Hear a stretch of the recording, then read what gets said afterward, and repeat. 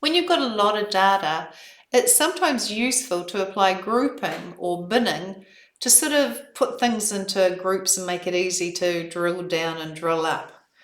Let's have a look. If we go to the sales summary page, for example, I might move this over here, and maybe I want to add a clustered chart. So I'll click on this blank area and go on my visualization pane for a clustered chart, column chart.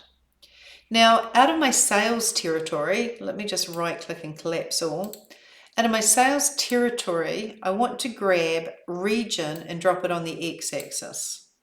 And in my key sales measures, I want to grab total sales and put it on my y-axis. So I've got here the total sales by region. Okay. Now, what if I wanted to add some grouping? In the fields pane, let's right click the region field, and you have the option to create a new group. And I'm going to name this group, let me move this over, region bands. And really I want to create two bands. They're either part of the North American regions or they're part of other. So I'm going to go for northeast, hold the control key, northwest, southeast, southwest, these four here. And I want to group those, so I hit the group button, and this is the name it's given them. So I'm going to double click its name, and I'm actually going to call it North America Regions.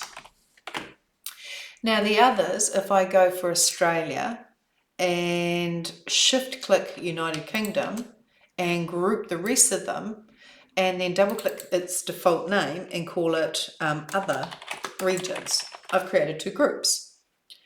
Enter, and I'll go OK. So what we want to do now is we can see here that there's now a new group in our sales territory query called region bands.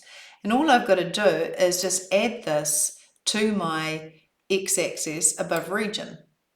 And so now I can see that these are North American regions and these are other regions.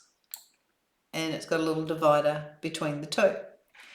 And so it's a lot easier to now see the two different groups, other regions, North American. So feel free to group information as and when you need to.